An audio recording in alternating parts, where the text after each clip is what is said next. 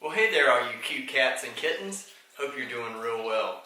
When we talked last, we were working on harmonic progression, and today we are going to get into harmonizing a melody. Again, this kind of follows the Baron's Guide, Chapter 9, and is a part of the AP College Music Theory portion of Unit 5. So we're going to get into harmonizing a melody today, and I have one ready for you here. Oh, sorry, this is the wrong. And we're back now. I apologize. We seem to have a little technical difficulties here in the studio today. I believe we have the right dry erase board now that has the start to our harmonizing a melody. So just to take you through a few things, what you're looking at, and I wasn't actually able to write all of the example. I'm going to have to, we'll complete this portion, these two measures, then I'm going to have to stop, I'll erase it, and then put up the other few measures that I had. I wanted to do that instead of making it so small that you couldn't see it. So what you're looking at is basically a soprano line, the top treble clef portion, and the bass clef line, which is the bass portion. So you're looking at the melody, which is the top and the treble, and the bass below. In the first couple of measures, they are going to set you up with both voices. So we have melody here, and we have the bass provided here for you. They also will provide the Roman numerals to the bass examples that they've drawn in. So they have done the first couple of measures for you. Note your key, right? We have one sharp, so we could be in the key of G or the key of E minor, right? That's the relative minor. But you can see here a one chord, a major one chord, and that lets you know that we're in the key of G major. So from here, what you have to do is they take you to this first fermata.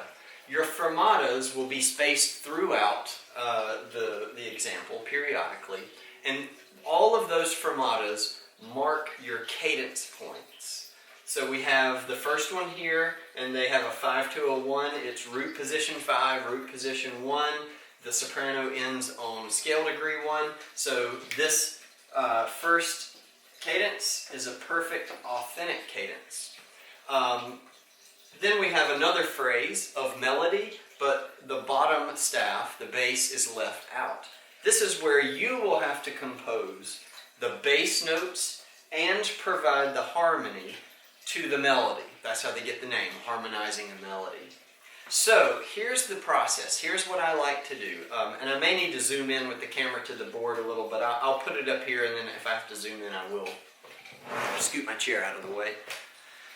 So, first step is this. Create the scale degrees for your melody. So for instance, I'm going to zoom in just a touch. Bear with me. I'm going to find the right button. Come on. Yeah, that looks okay.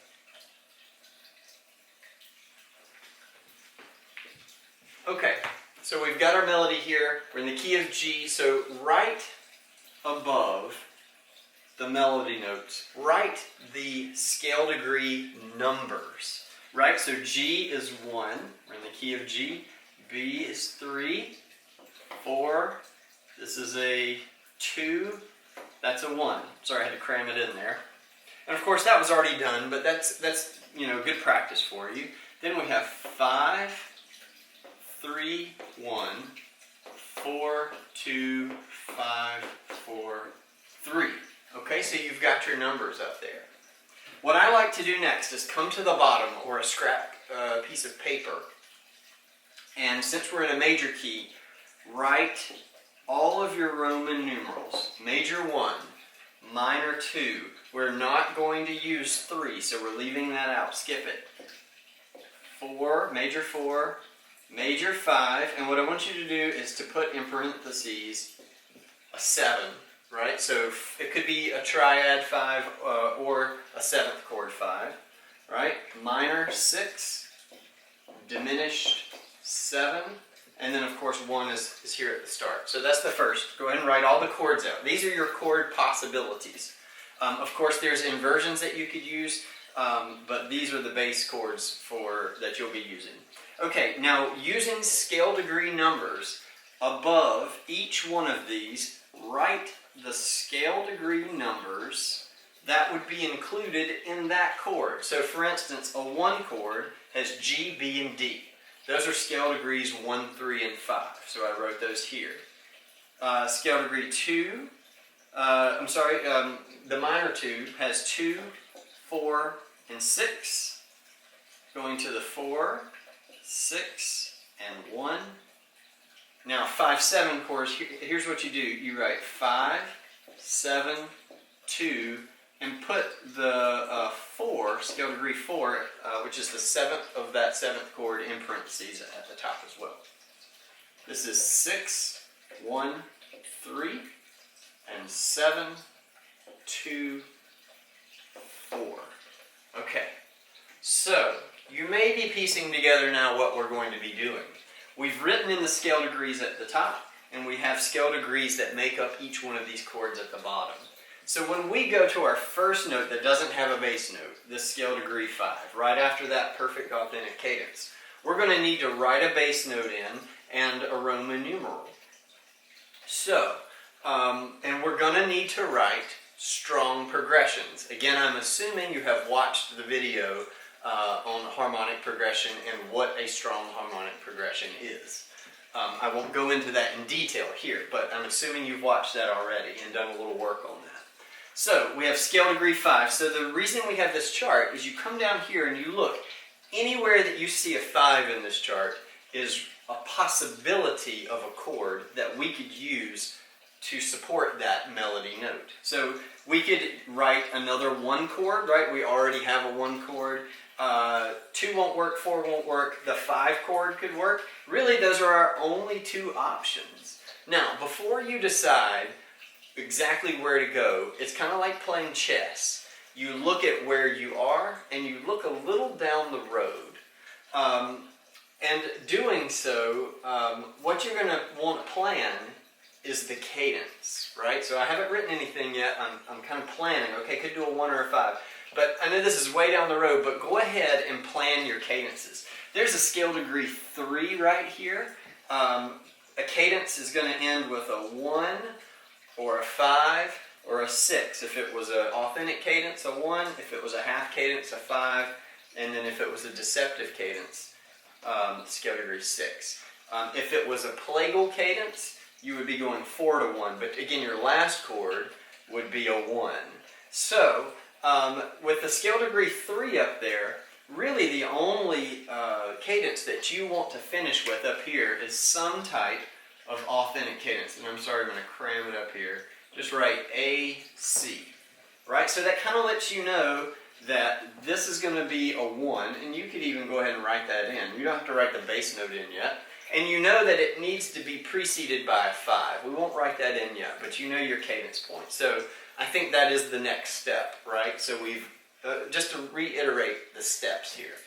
You have written in the scale degrees for the melody, step 1. Step 2, write your chart at the bottom with Roman numerals and scale degrees that are included in those Roman numerals. Step 3, plot your cadences, right? So we plotted the authentic cadence.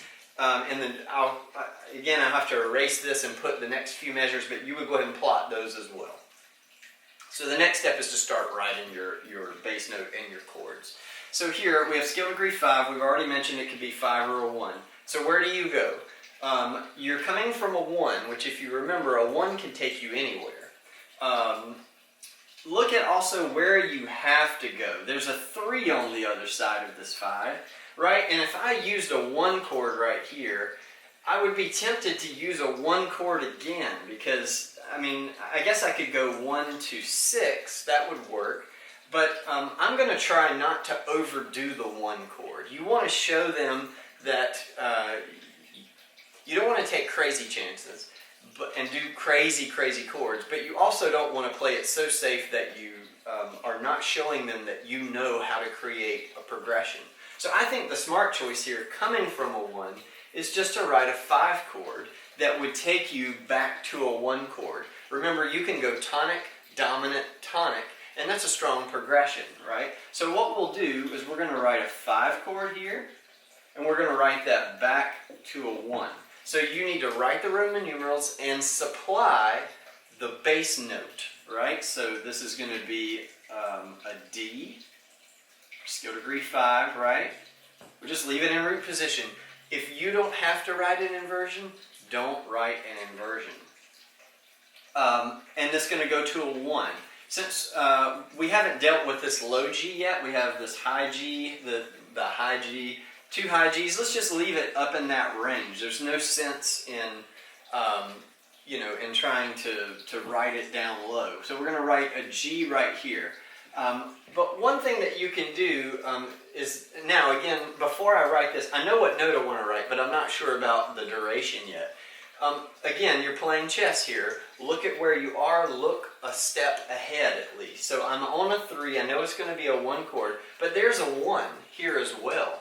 So what you can do in these situations, and I would never write like a whole note, but you can write a half note G that would cover both of those notes. So I've now covered the scale degree 3 and the scale degree 1. So I have a strong progression, 1, 5, 1, that covers scale degree 5, 3, and 1, and I've done so using a half note there. This also, and getting back to our term from the previous video, harmonic rhythm, this mimics the harmonic rhythm that they have provided you already. Here's a half note, quarter, quarter, long note, right? Dotted half.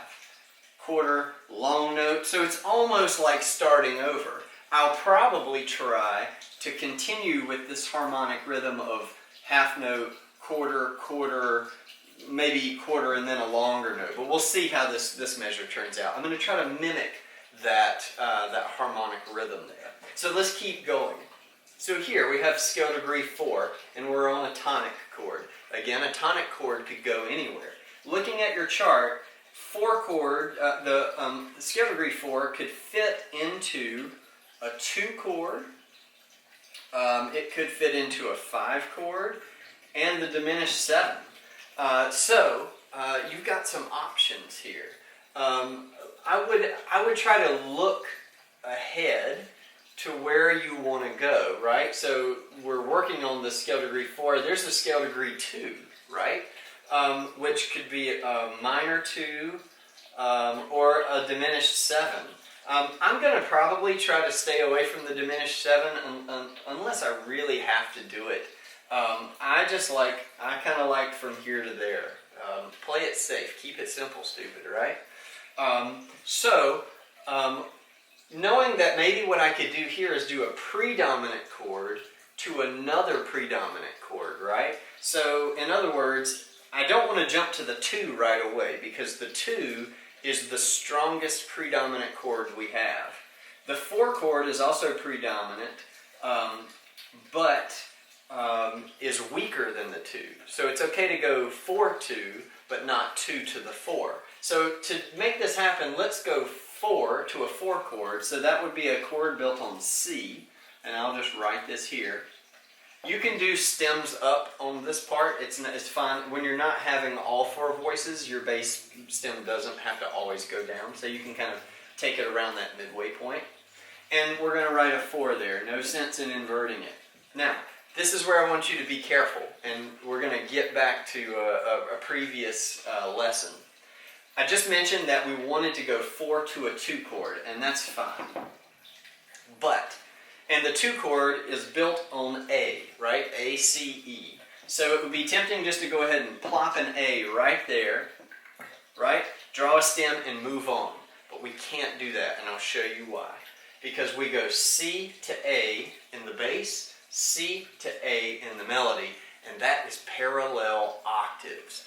Yes, you do have to keep in mind and follow the part writing rules discussed in the previous unit of part writing, right? When you're writing all 4 voices, you do have to follow those part writing rules. So the 4 to the 2 is fine, but we can't use that note, right? So what do? Now is where you can plug in your inversion. So We're still going to use a 2 chord, but let's, and again, avoid the 6/4 chord unless it's like a 1/6/4. So what if we wrote a 1/6, a first inversion minor 2?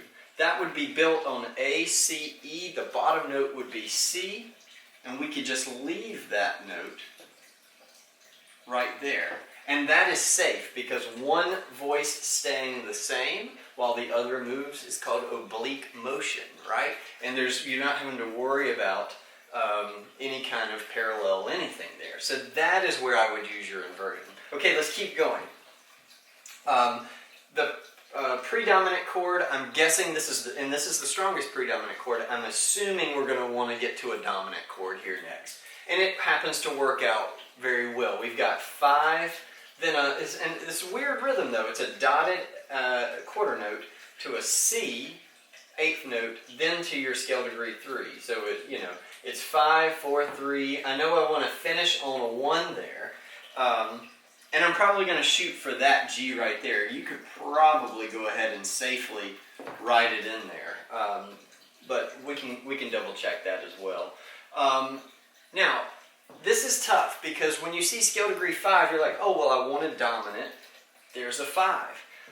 But what about this 4, 8th note? So here's how you deal with something like this. Here's a tip. Do not change harmonies on the 8th note level. So don't write 1 and 2 and 3 and have it go 1, 4, 2, 5, 1. Don't write harmonic changes or the harmonic rhythm, to use better terminology, on 8th notes. Just don't do it. Quarter note's fine, half note's fine, dotted half note fine. I would probably stay away from big fat whole notes, right? So, here's what, it's tempting to go, oh, 5, and then, but you can't use 4, 1. I mean, I guess you could squeeze in a plagal cadence, but going from 5 to 4 is a weak move, and you want to avoid that. So, this is where your little parentheses come in, right? You can get both of those scale degrees, 5 and 4, if you use a 5/7 chord. And what we're going to do is we're going to need it to fill up these 2 beats. So, a 5 chord is written on D, right? Just like that. And underneath, write 5, 7. And then what that's going to do is that's going to contain, right? That's writing a harmony for both of those melodic notes, the 5 and the 4. I hope that made sense. So I am going to stop the video, erase this, so hopefully you got it. Erase this, and then go ahead and put up, I have 2 more measures for us to work through, so hang tight, I'll be right back. Let's do the power of editing. Ready? 1, 2, 3. Wow, just like magic, huh? All right, we're back. So, what I've done is I wrote the next 2 measures of melody. I did, just so that you had a point of reference, I did kind of write half of that last measure so that you could see where we came from. And we did forget, or I don't think we did, to mark that cadence. It is an authentic cadence, but with this being scale degree 3 in the melody, even though it was root position movement, this was an imperfect, authentic cadence. Okay, so I've tried to save you time. I went ahead and rewrote the chart down here. Again, this is kind of moving back to step 1 because we would have done this earlier on because you're going to see it all on one page. I just couldn't fit it on this dry erase board. Is to label the scale degree. So in the key of G, this is D, C, B, A. That's 5, 4, 3, 2. Then it does a little turn. 3, 2, 1. Okay, probably an authentic cadence of some type right here at the end, most likely. Okay, and we had finished with a 1 chord, right? So now we're progressing on. Again, from a 1 chord, you can go anywhere. So 1 chords are kind of like hitting the reset button, which is nice. You're not pinned in to any particular move. But again, you're playing chess, so look at the move you're going to and look a little down the road. Excuse me, gotta get my notes. So, we've got some descending motion. we're coming from a 1 chord, and we need to grab scale degree 5 right there. So it could be a 1 chord, it could be a 5 chord. Those are your two options, and you could do either. Again, I try not to overdo, right? Just keep repeating 1 chords. And moving tonic to dominant is strong. You don't always have to have a predominant chord stuck in there in between tonic and dominant. So, but also look, we have this 5-4-3 thing again. Kind of like we finished the last phrase, if you can remember that before I erased it. And I think you could use the same technique of just writing a half note D, which is scale degree 5. All right, it doesn't matter which way you do the stem here, it's in the middle. And have that covering scale degree 5 and 4, and just write 5-7. Again, maybe you don't want to overdo that. I wouldn't write like dotted half note level or whole note level, but the half note level is fine. Also, if you'll remember back to our discussion just a moment ago, the harmonic rhythm is kind of matched here, right? At the beginning it was half note, quarter, quarter, long note, and then we kind of did it again, half note, quarter, quarter here. Here it's kind of like starting on over again on a new phrase. Half note, we'll try to do quarter, quarter, quarter, and then to the long note. So we'll try to get there that way. So the harmonic rhythm is kind of being justified. So we got 5 and 4 covered. Now 3, dominant, you're going to probably want to go back to a tonic chord.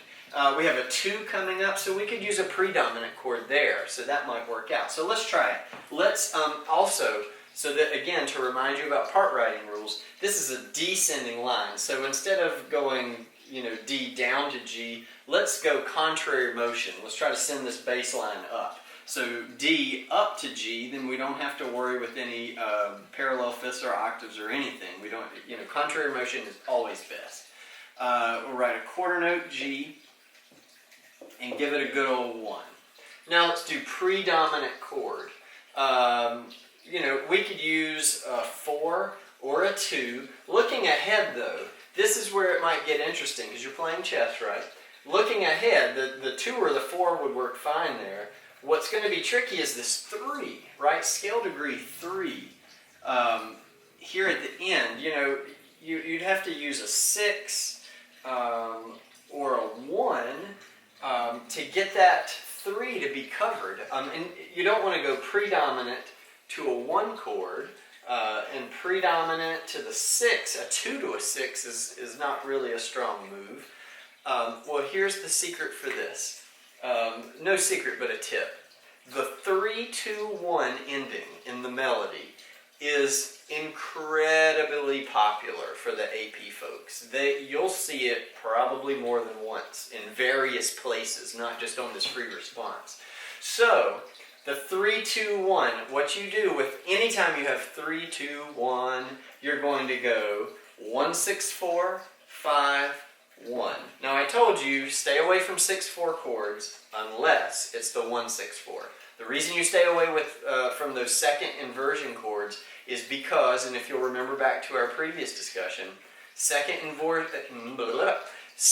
inversion chords change the function of that chord. So a 1 chord is tonic. A 1-6 is tonic. It's a weaker tonic, but it's tonic. A 1-6-4 chord becomes kind of predominant in nature.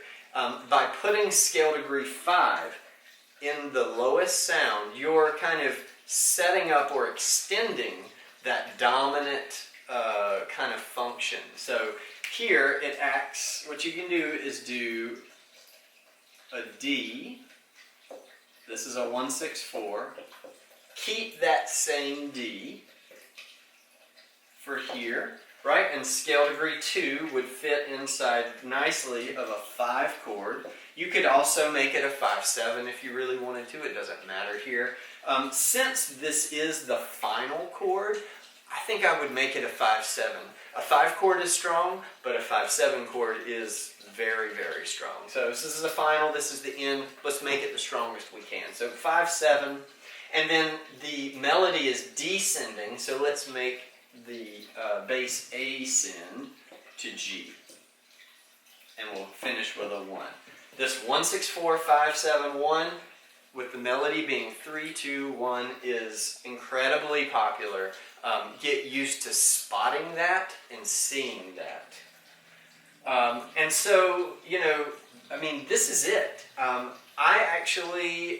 really enjoy harmonizing a melody. Most of my students in the past have enjoyed it, especially coming from part writing, which is really, I feel like that's challenging. There's all these rules to watch for.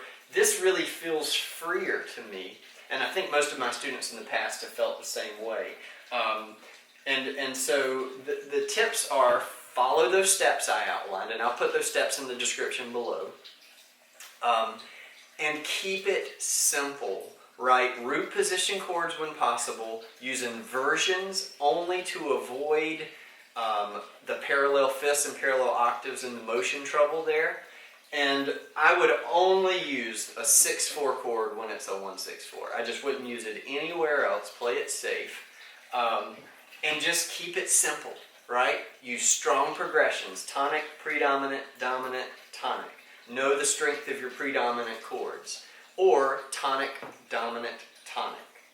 You can use long duration notes to kind of cover more than one note. I wouldn't go past a half note when doing that though. And attempt to follow the harmonic rhythm that was set up for you in the first couple of measures. And that's it. So I am going to quit running my mouth and get ready to hit end or stop on this video. I'm going to put an example for you to do on the huskyband.edublogs.org website. If you will, after watching this video, go there, click that example, there's a PDF, and try to do this on your own. And then, of course, similar to the part writing, you can then send it to me. We have various ways we're communicating. Email works great or whatever. Send it to me and I'll get it checked over and try to send it back to you probably early next week. All right, thanks guys. Be good. Hope to see you soon.